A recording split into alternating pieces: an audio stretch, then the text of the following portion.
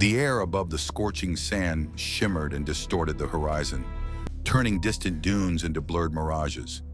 The hot wind whipped up fine dust that settled on his face, clogged his clothes, and dried out his throat. The man stood next to the mangled car, gazing at the endless wasteland stretching in every direction without a single landmark. The car's metal creaked under the merciless rays of the sun, cooling down after a sudden and fatal stop.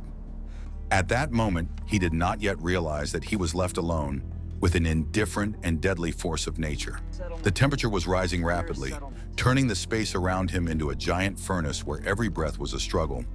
There was not a single sound around him except for the monotonous howl of the dry wind sweeping over the rocks and sand. The silence was oppressive. It weighed on his ears and slowly seeped into his very consciousness. The man ran his hand over the hot hood, feeling the reality of his situation begin to take shape. There was no turning back, and ahead lay hundreds of kilometers of utterly empty and lifeless terrain. The realization of the trap did not come immediately. It seeped into his thoughts slowly, like a poison paralyzing his will. The car could no longer move. Its front end had been hopelessly destroyed by the impact with a hidden rock. There was only enough water left for a few days, if he conserved every drop and avoided unnecessary movement under the sun. The man sat down on the hot sand in the shade of the open door, trying to gather his thoughts into a single plan of action. From that moment on, he was no longer an explorer. He had become a survivor in a place that forgives no mistakes.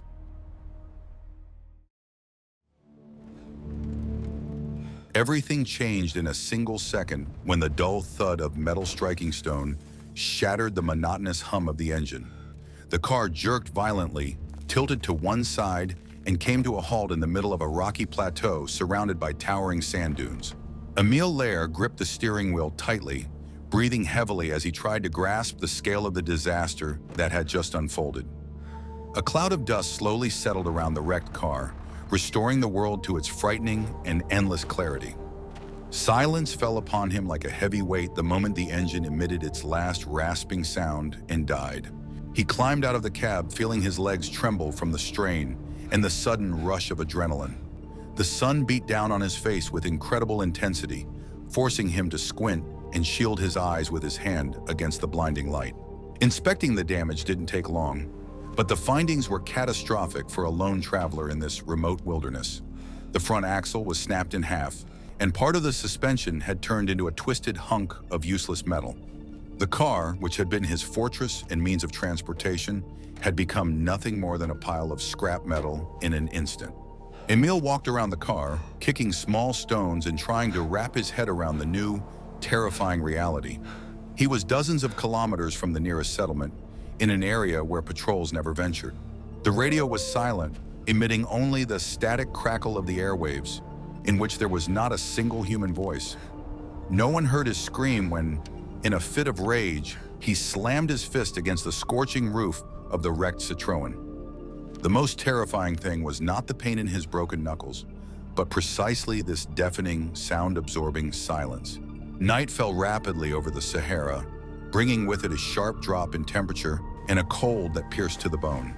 Emile wrapped himself in his sleeping bag on the backseat of the car, listening to the metal of the body cool down. The darkness was absolute. Only the cold stars twinkled indifferently through the car's dusty windshield. He didn't know if he would survive the night if the temperature dropped to levels critical for human survival. This was the first day of his true ordeal, for which no one could have prepared him in advance. The morning began with another wave of heat that mercilessly drove the last remnants of sleep from his body, exhausted from the night. The bright sky quickly lost its morning colors, turning into a colorless, eye-searing dome overhead. Emile understood that staying put meant a slow and certain death from dehydration and heat stroke. Walking was an even crazier idea, since a person is incapable of covering such a distance across the sand. He needed transportation, and that transportation lay before him in the form of a wrecked car. The idea didn't come to him right away. It took shape through desperation and a mechanic's professional instinct. If the car couldn't drive on four wheels, it would have to drive on two, transforming into a different machine. It sounded like the ravings of a madman, but in the face of certain death, any hope was worth clinging to. He looked at his tools neatly stacked in the trunk assessing the chances of pulling off this plan. There was no turning back, and he was about to do something that seemed physically and technically impossible. The sun continued to climb toward its zenith, turning the metal of the tools into red-hot coals that burned his bare fingers. Emil put on thick gloves to at least somewhat protect his hands from burns during the work ahead. He took off his shirt and fashioned a canopy out of it to create at least the illusion of saving shade. Nature made no allowances for his situation. It methodically tested the limits of his physical endurance. By the end of the second day, he finally realized that help was nowhere to be found, and the search had already been called off. Military patrols rarely ventured into this part of the desert, and the locals preferred safer routes. He was left alone with the cold of the nights and the unbearable heat of the days, relying only on his hands and his knowledge. At that moment, everything depended solely on him and his ability to transform dead metal into a living machine. He did not yet know how many days he would have to spend in this hell before he could move forward.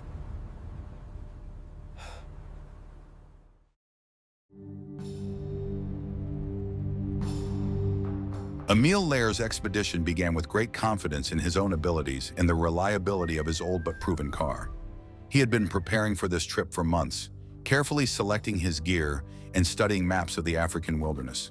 For him, this was not just an adventure, but a way to test the limits of his mechanical talents in practice. The car was loaded with spare parts, gas cans, and the bare minimum of provisions needed for survival. He left the city with a clear goal and a precise route, not expecting any deviations from his plan. The Citroën confidently devoured the miles of dusty roads, leaving behind only a thick cloud of dry Moroccan sand. Emil enjoyed the solitude, feeling free from the constraints of civilization and the hustle and bustle of the city. He was an experienced traveler who knew how to navigate the harsh climatic conditions of North Africa. There was no haste in his movements, only a steady rhythm and confidence in every press of the pedal. Nothing foreshadowed trouble until the road turned into a barely discernible trail among sharp rocks. The work began with dismantling the body, which now served only as shelter from the sun and a source of parts. Unscrewing each nut turned into torture, as rust and sand had seized the threaded connections tight. Emil wasted precious energy just to separate the parts he intended to reuse. His hands quickly became covered in scrapes and cuts, into which the corrosive dust seeped, causing a constant, nagging pain. He kept turning the wrenches, because stopping meant admitting his final defeat. The days merged into one endless sequence of physical suffering and the methodical destruction of the car's familiar form. He sawed off the roof and doors, turning the Citroën into an open platform, exposed to the winds and the sun's rays. The metal resisted the hacksaw, the blade dulled, and every centimeter of the cut demanded an incredible effort of will. The muscles in his back and arms cramped from the monotonous, heavy work in unnatural positions. He no longer counted the days spent in the desert. He counted only the remaining chances of successfully completing the build. Water had become the primary currency of his existence, the measure of the time allotted to him on this earth. He limited his consumption to the absolute minimum, taking small sips only when his throat began to stick together. Dehydration began to slowly ravage his body, thickening his blood and making his thoughts sluggish and slow. He watched the water level in the canister drop, and the sight filled him with a primal fear. With each passing day, hope grew thinner, turning into a fragile illusion of salvation. At night, when the cold gripped his weary body, he lay beneath the remains of the car body and listened to the desert's breath. The starry sky seemed like a vast dome that had covered him like a lab rat in a cruel experiment. He began to speak aloud, describing his technical actions, just to hear at least some human voice. It helped him keep from going mad in the absolute emptiness, where there was not a single sign of another's presence. He realized that the most dangerous thing in this situation was not the cold of the night, but the quiet, clinging despair. The morning of the fourth day greeted him with a strong wind that whipped handfuls of sand straight into his eyes and face. It became almost impossible to work as the tools were covered in dust, and he had to breathe through a thick cloth. However, it was on this very day that the structure began to take on the shape of something resembling a rough, heavy motorcycle. The engine sat on the frame. The wheels were attached one after the other, though they had no proper connection. It was a moment of small triumph, a spark of hope that flared up in an ocean of complete and hopeless despondency.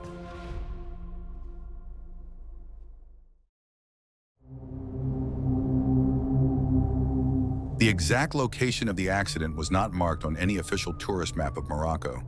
It was a stretch of rocky wasteland where sharp boulders lay hidden beneath a thin layer of loose, treacherous sand.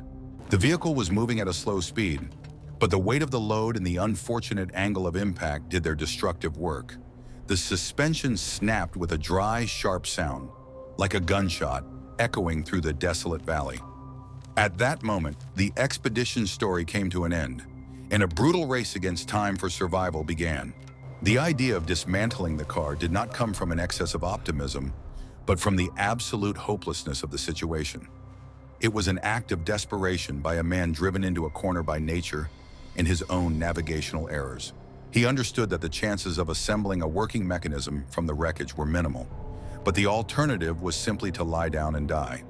The instinct for self-preservation demanded action, forcing his brain to seek unconventional ways to escape the trap, and he began to act, subordinating his will to a single goal: to make the wheels turn again. Dismantling large assemblies required incredible physical effort, especially given the acute shortage of water and food. Removing the engine without a crane was a task that seemed impossible for a single, emaciated man. He used a system of levers, a jack, and pieces of pipe, slowly and painfully pulling the heavy block out from under the hood. Every millimeter of progress cost him drops of sweat that he couldn't afford to lose. His hands went numb from the strain, and his vision darkened from the lack of oxygen in the scorching air. The blood on his broken fingers mixed with engine oil and dust, forming a black crust that had eaten into his skin. The wounds wouldn't heal. They became inflamed and painful, reminding him of every careless movement with a wrench or hammer. Physical pain became his constant companion, the backdrop against which the main battle for life unfolded. He learned to ignore these sensations, abstracting himself from his body's suffering in order to keep working. He wasn't afraid of dying from his wounds. He was afraid of not finishing what he'd started and being stuck here forever. The wind often changed direction, bringing hot air from the sand dunes one moment and a biting cold at night the next. These temperature swings wore his body down, preventing it from recovering properly during his brief periods of sleep. Emile slept in fits and starts, waking from muscle spasms or nightmares in which he drank water without quenching his thirst. The line between sleep and reality began to blur, giving way to a semi-delirious state of constant fatigue. He kept working like a machine programmed to perform a single function. Only strict discipline kept him from losing control and downing all the remaining water in one gulp. He measured out his ration using the canister lid, strictly adhering to the brutal schedule he had set for himself. The car breakdown divided his life into before and after, erasing all his plans, ambitions, and memories. Here among the rocks, only one thing mattered: whether he could connect the engine to the wheel. None of his friends or loved ones knew where he was or what he was facing every minute. He was struck from the list of the living the very moment his Citroen's axle broke. But he refused to accept this verdict, continuing to stubbornly cut through the metal with his old hacksaw.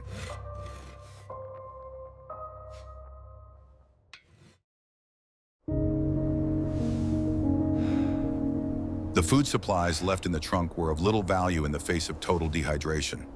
It was impossible to swallow the dry crackers and canned food without water. They scratched his parched throat and made him nauseous. Emile quickly realized that hunger would not be the cause of his death, as thirst would kill him long before that. He stopped thinking about food, focusing all his instincts on conserving the moisture left in the canisters. Water became his god, his curse, and his only hope of salvation from this hell. On the morning of the 5th day, he conducted a thorough inventory of his meager resources to figure out how much time he had left. A plastic canister held just under 10 liters of murky liquid, warmed by the sun and tasting of plastic. If he rationed it strictly, this amount could last a few more days, but the heavy physical labor demanded more. His body lost moisture through breathing and sweat, demanding replenishment that Emile could not provide. The math of survival was ruthless. Time was working against him at a terrifying pace. To minimize fluid loss, he shifted the main stages of hard labor to early morning and late evening. During the day, when the sun reached its zenith and the temperature exceeded all conceivable limits, he hid in the shade of the truck bed. During those hours, he didn't move, trying to breathe slowly and shallowly to keep moisture inside his body. These were hours of agonizing inactivity when his thoughts revolved around the same grim scenarios of the future. The silence of the desert seemed particularly ominous at those moments, as if waiting for his last breath. Working on the transmission became the most difficult and exhausting stage in the process of creating the two-wheeled monster. He had to connect the engine to the rear wheel using a system of belts and pulleys salvaged from a car. Without precision machinery or a welder, this required the precision of a jeweler when drilling holes with a hand drill. There was no room for error. Any misalignment could cause the belt to snap on the very first attempt to start the engine. Emil double-checked his calculations, using pieces of coal to make notes on the white paint of the mangled car hood. His engineering mind was working at full capacity, pulling fragments of knowledge on theoretical mechanics from his memory. He was building a Frankenstein's monster of a machine, made up of incompatible parts held together by desperation and wire. It was an absurd contraption that simply had to work, defying all the laws of physics. The psychological pressure of isolation grew with each passing day, turning into a physically palpable heaviness in his chest. He saw no living creature except vultures and small lizards scurrying among the hot rocks. The world had shrunk to the size of his camp. The rest of the planet had ceased to exist in his fevered mind. He talked to the machine's parts, cursed the unyielding metal, and begged the engine to start. The line between sanity and madness was growing ever thinner, ready to snap at any critical moment. The nights brought not only cold, but also the terrifying realization of his absolute loneliness in this universe. The stars were too bright, too cold, and utterly indifferent to the fate of a small man on the sand. He wrapped himself in the remnants of the car's upholstery, trying to retain the heat that was rapidly leaving his exhausted body. Sleep brought no rest. It was filled with disturbing visions in which the car fell apart while moving. He woke up in a cold sweat, his heart pounding, and stared for a long time into the impenetrable darkness of the desert. When he checked the water level once again, he realized there was almost no time left to finish the assembly. The canister was half empty, and that emptiness frightened him more than the sight of vultures circling overhead. The coming days would be decisive. Either he would finish the motorcycle and leave, or he would stay here forever. There was nowhere to retreat. All bridges had been burned, and the machine was completely dismantled into its component parts. Ahead of him lay the final stage of the work, which would demand the last remnants of his physical and mental strength.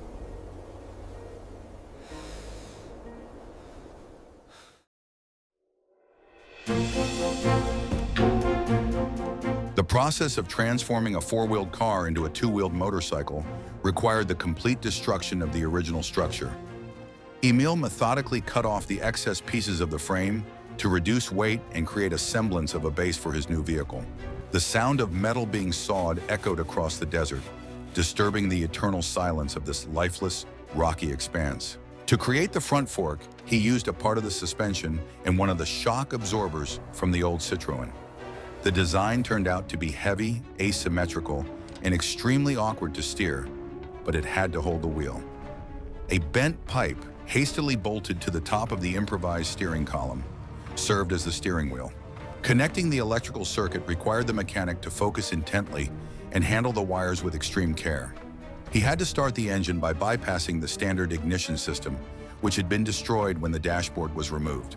He connected the wires directly, creating a spark with a screwdriver to short-circuit the starter contacts, risking an electric shock. The battery was mounted on a special platform behind the seat. Its weight further upset the vehicle's balance. Every wire connection was made with trembling hands, yet with hope for a miracle of engineering. The exhaust pipe had been cut short so as not to interfere with movement, causing the engine to roar with deafening force. This noise was the first loud sound to break the silence of the desert since the crash, and it instilled a faint hope. The engine ran rough, sputtering and belching smoke, but it was turning over, promising to pull him out of this trap. Emil listened to that roar as if it were the most beautiful music in the world, forgetting his thirst and pain for a moment. The machine obeyed his will, though it resisted right down to the very last bolt. All that remained was to solve the fuel supply problem, since the standard tank was unusable due to its size. Emil adapted a plastic canister, securing it high above the engine so that the gasoline would flow by gravity. The hose was connected to the carburetor with electrical tape and clamps, making the system extremely flammable. The slightest spark or leak could turn this motorcycle into a blazing torch, destroying any chance of survival. The risk was enormous, but there was no choice. Safety took a back seat in the face of imminent death. Final touches involved checking all the bolts and assemblies before the decisive attempt to get moving. He walked around the motorcycle, tightening nuts, checking belt tension, and ensuring the wire twists were secure. The structure looked as if it might fall apart at the slightest jolt, but it was the result of 10 days of grueling labor. Emil wiped the sweat from his dirty face, feeling a wave of nervous tension rising inside him. Everything was being decided right here and now, in this desolate place, under the indifferent gaze of the scorching African sun. The dismantling of the machine was complete, and before him stood the result of his grueling struggle against the elements. It was not a motorcycle in the conventional sense, but a means of survival, assembled at the very limits of human capability. Nature wasn't actively trying to kill him. It had simply created conditions in which only the strongest and smartest survive. And Emil had proven his right to live by turning a dead machine into his only ticket home. Ahead lay a road about which he knew nothing, except that it was supposed to lead him to people.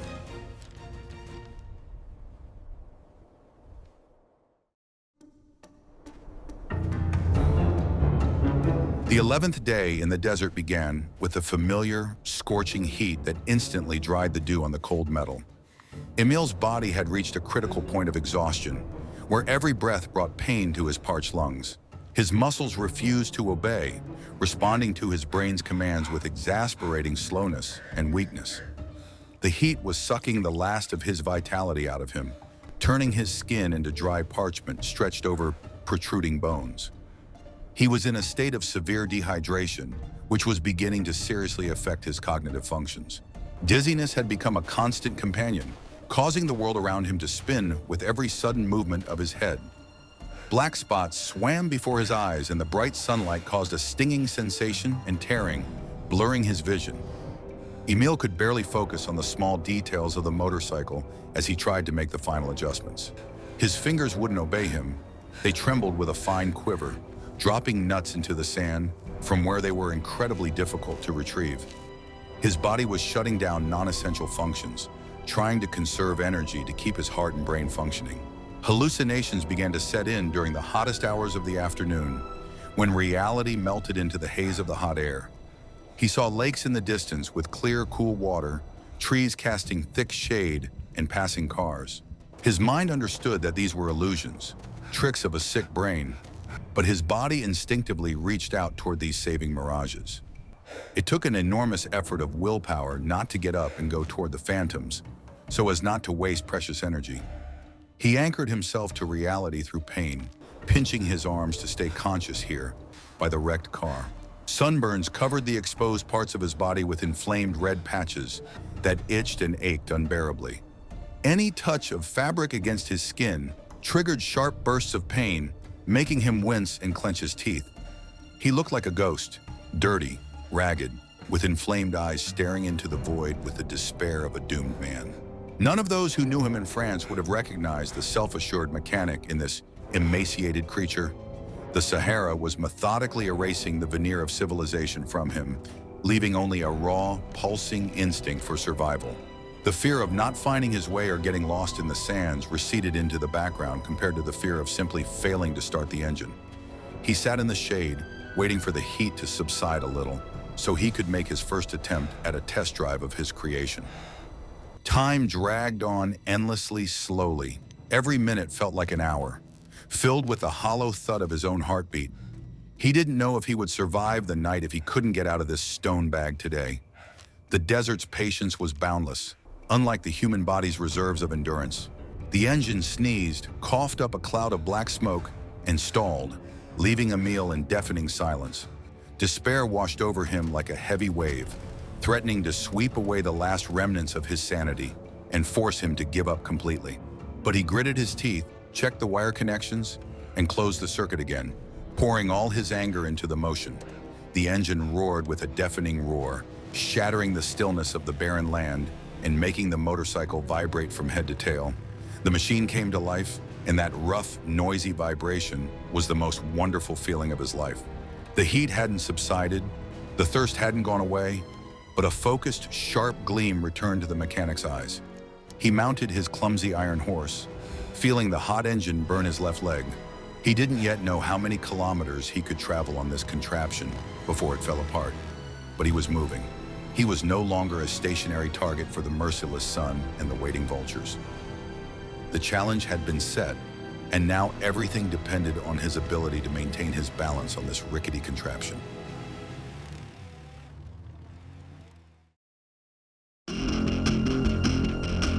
Steering the homemade motorcycle turned out to be a task requiring an unimaginable strain on all his remaining strength. Every bump in the terrain sent a jarring blow through his spine, as there was virtually no suspension. Riding was harder than he'd anticipated, but he stubbornly kept his foot on the gas, moving forward meter by meter. He strained every muscle, groaning with exhaustion, and slowly set the monster back on two wheels to continue on his way. Each such fall sapped a tiny bit of energy, bringing him closer to the moment of his body's complete physical collapse. Stops were necessary to let the engine cool down and to catch his breath in the shadow of the motorcycle. During these breaks, he allowed himself a single tiny sip of water from the canteen hanging from his chest. The water was hot and tasteless, but it was the only thing keeping a spark of life in his exhausted body. He closed his eyes and listened to the ticking of the cooling metal, dreaming only of falling asleep and never waking up. But the fear of dying here, among the sands, forced him to open his eyes again and take the handlebars. Emil's hands were rubbed raw and bloody against the rough handlebars, but he continued to grip them with the death grip of a man doomed. He had become an appendage of the machine, just as dirty and broken, yet stubbornly moving forward against all logic. The human spirit proved stronger than the steel from which this ugly two-wheeled chariot was made. Another fall occurred on the slope of a small sand dune when the front wheel became firmly stuck in the deep sand. The motorcycle flipped over, throwing Emil to the side, and he slammed his shoulder against the hard, wind-compacted crest of the dune. He lay on his back, staring at the sky, and felt he no longer had the strength to get up and put the bike back on its wheels. It was a moment of utter despair, when death seemed more appealing than continuing this agonizing struggle. The worst part wasn't the pain in his bruised shoulder, but rather the silence that had fallen after the engine stopped. But the thought that he had done all that hard work for nothing angered him so much that it spurred him into action. He couldn't allow himself to die after having taken apart an entire car and built a motorcycle out of it. Growling hoarsely, he rolled onto his stomach and crawled toward the fallen machine, clinging to the sand with his uncooperative fingers. He got down on his knees, braced his back against the frame, and slowly, inch by inch, lifted the structure. The effort caused his vision to darken and a wave of nausea to wash over him, but the motorcycle was back on its wheels. The journey continued, but now it was even slower and more uncertain, riddled with driving errors. Emil dozed off at the wheel with his eyes open, losing touch with reality for brief, dangerous moments. He would wake up when a wheel hit a rock and miraculously manage to regain his balance, avoiding a fall. His guardian angel was working overtime, watching over this mad Frenchman on his ridiculous iron horse. The line between life and death had become so thin that he was balancing on it every second. He knew he couldn't go on like this for long. His body's reserves were completely exhausted, and only sheer willpower remained. Another night in the desert lay ahead, a night that could be his last on this long journey. He rode straight into the sunset, merging with the shadow of his motorcycle like a ghost seeking a way out of purgatory.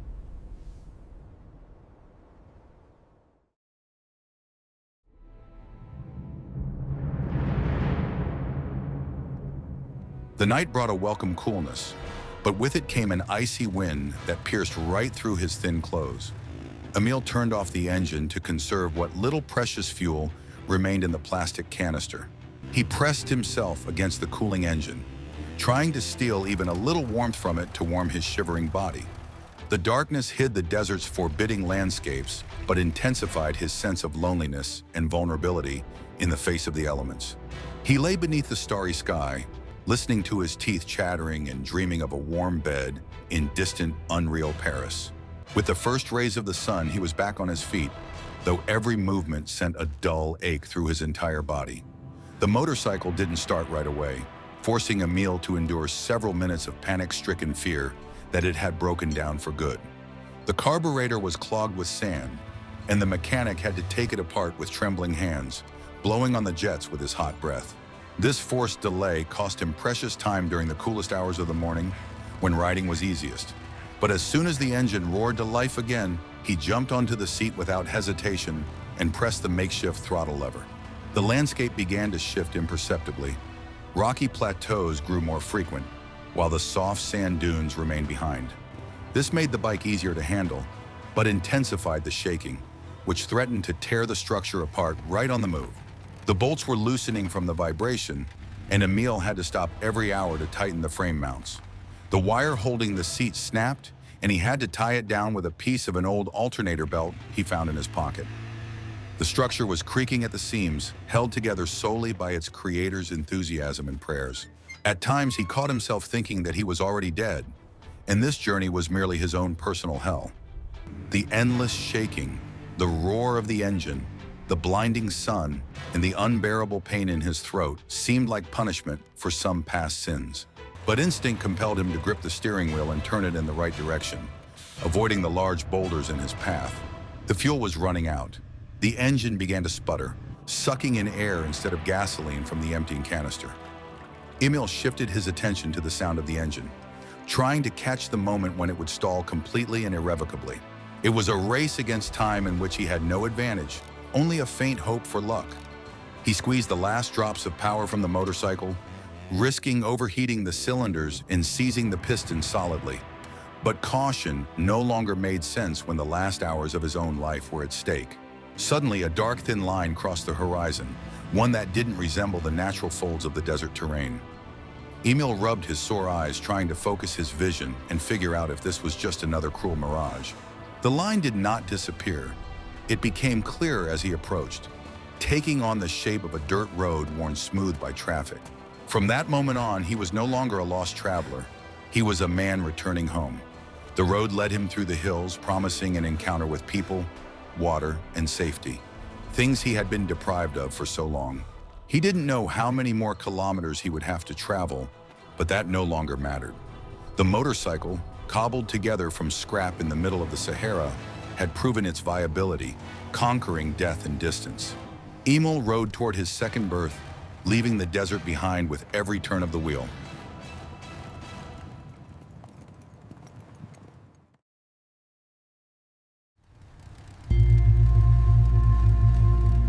The encounter happened suddenly as he emerged from a sharp bend in the road carved between two towering cliffs. An open military jeep of the Moroccan gendarmerie was heading toward him, kicking up a thick cloud of light-colored dust. The soldiers slammed on the brakes when they saw the incredible sight before them, a ragged savage on a rumbling heap of metal. Emil stopped the motorcycle, turned off the engine, and simply stared at the soldiers, unable to utter a word. The silence of the desert was finally broken by human voices, commotion, and the sounds of a working army radio. The gendarmes ran up to him, carefully lifted him off the seat, and laid him on a stretcher, astonished by his physical condition. The first sip of water they gave him from an army canteen seemed to him like the drink of the gods, bringing him back to life. The water burned his parched throat, but he drank greedily, choking and ignoring the pain. The officer was saying something into the radio, looking at the incredible motorcycle that Emil had left on the road. His story of how he broke down in the desert and assembled the motorcycle from car parts sounded like the ravings of a madman. The soldiers couldn't believe that a man was capable of such a technical feat under conditions of total dehydration and heat. But the mechanic's body proved to be as strong as his will, and he began to recover rapidly. He started eating normal food again, drinking plenty of water, and sleeping in a clean bed without fear of freezing. Interest in his story quickly spread among the locals and then reached journalists in Europe. The story of the man who turned a car into a motorcycle to survive became a real sensation in the newspapers. But for Emil himself, it was not a fairy tale of heroism, but a harsh, dirty, and brutal struggle for survival. The gendarmerie issued him a hefty fine for operating a vehicle that did not meet technical safety standards. This bureaucratic absurdity elicited only a faint smile from Emil, for he knew the true cost of this non-compliance. The motorcycle was confiscated but later returned to its owner as a unique artifact of human ingenuity and the will to live. He brought it to France, where this ugly monster became a monument to those 12 days in the Sahara. Looking at it, he always recalled the silence and the scorching sun that had nearly become his gravediggers. Emil Lair's story of survival became an example of how the limits of human capability are far broader than is commonly believed. When a person is backed into a corner, their mind is capable of finding solutions that defy all logic and common sense. He survived not by luck, but thanks to his skill, stubbornness, and categorical refusal to give up without a fight.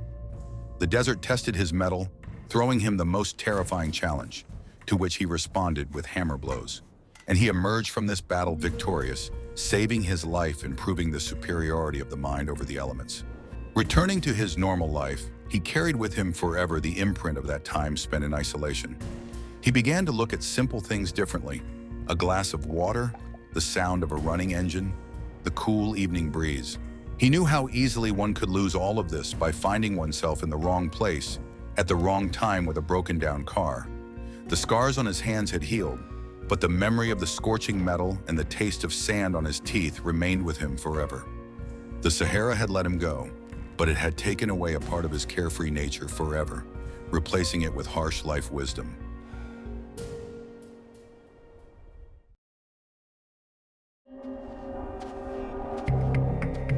Emil Lair's story ended in rescue, but its echoes continue to ring out as a warning to all overconfident travelers.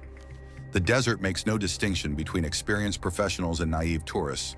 It is indifferent to status and knowledge. It punishes the slightest mistake, a momentary loss of concentration, or blind faith in the reliability of technology. Nature is not cruel by design. It simply exists by its own harsh laws, in which there is no room for human weakness. And whoever challenges it must be prepared to pay the highest price for their recklessness. The motorcycle, assembled in the sands, now stands in the garage, covered in dust but not forgotten by its creator. It looks absurd, a frame made of levers, pieces of bodywork instead of fairings, rough welds replacing bolted joints. This is not just a vehicle. It is the physical embodiment of fear, hope, and superhuman effort by one specific person. Every bend in the metal remembers the mechanic's trembling hands. Every bolt is tightened with the thought of saving a life. It is a masterpiece of engineering desperation, the likes of which are hard to find in the history of extreme survival in our time. This story teaches us that civilization ends exactly where your car's engine stalls. Beyond that point, the laws of the wild take over, where it is not the strongest who survives, but the one who refuses to give up. And Emil Lair proved this by carving out his path to life across hundreds of kilometers of scorching Moroccan sand.